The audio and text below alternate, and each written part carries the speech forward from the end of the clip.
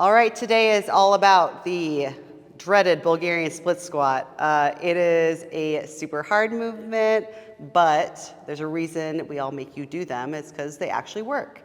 But there's a little bit of learning curve here of how to set them up. There's many different ways, and sometimes we are doing them for different purposes. So I'm gonna go through that today. So let's start with the basics for the Bulgarian split squat. I'm gonna start with this really cool Bulgarian split squat thing, but I'll show you how to set it up for yourself later, just using the stuff that's at just any regular gym. You can also use a bench, but I'll also be showing you what may happen if the bench is not the right height and what you can do to work your way around that. But let's just start with the Bulgarian split squat. Now I'll show you the way to set up on here. Now a PVC pipe or setting up near a rack that you can hold and stabilize is very good, especially at first and just moving. Yes, we should be able to stabilize ourselves and be on one leg, but if we're going for muscle growth, we want to make sure that we're not having to worry about core and balance. If you've been in the gym a while, you probably have enough of that, and let's just focus in on this movement. Now, this is a single leg squat, but the back leg is just a kickstand. So when we set up, we want to make sure that we're setting ourselves up for success, that we don't have too much weight on our back leg. So how to find a good height? First you want to come down, put your leg down, and you should be able to bring your knee all the way to the ground. From there, move your leg so that your shin is vertical here, okay? When you come up, you should be able to feel you're able to put most of your weight, at least 80%, on this front leg.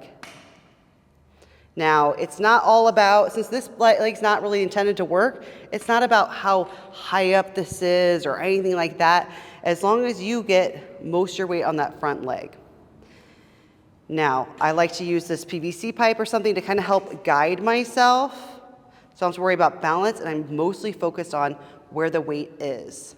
Now, once I use weight, I can use 2 dumbbells, I can use a barbell out of rack, which I'll show you later, but you can start on the ground, pick up the weight, and then come up. Now once you get heavier, that might be a little bit harder. Like for me, when I use really heavy dumbbells, I strap up and I waddle over here. I usually put a chalk mark on the ground so I know where to put my foot, and then set up back there, okay? Something else that's cool you might want to consider is having a kettlebell, because of course that's gonna be elevated, so when you're setting up, it might be easier to grab. Now, what if I want to make this more glute focused or quad focused? Now, more glute will be more of that vertical shin. We did that kind of standard setup here. More quad, you want to drive your knee forward a little bit more. Okay, so glute, you'll kind of hinge a little bit more, like that first part of an RDL, up and down like this, keeping the weight in the glute, and quad, driving that knee forward, staying a little bit more upright, okay? They all work everything. You can have something that's a little bit in between to start, that is totally fine. Now, this was a good height for me here, but what if we use a bench? Come over to this bench right over here. And I do like benches because they're in every gym. A lot of people you might have seen this on TikTok, bring your foot out here after sitting on the bench, stand up, and then bring your leg back. That generally works, and then you can adjust from there a little bit. But what if the bench is too high? You might rock back into it. Now that weight's in my back leg.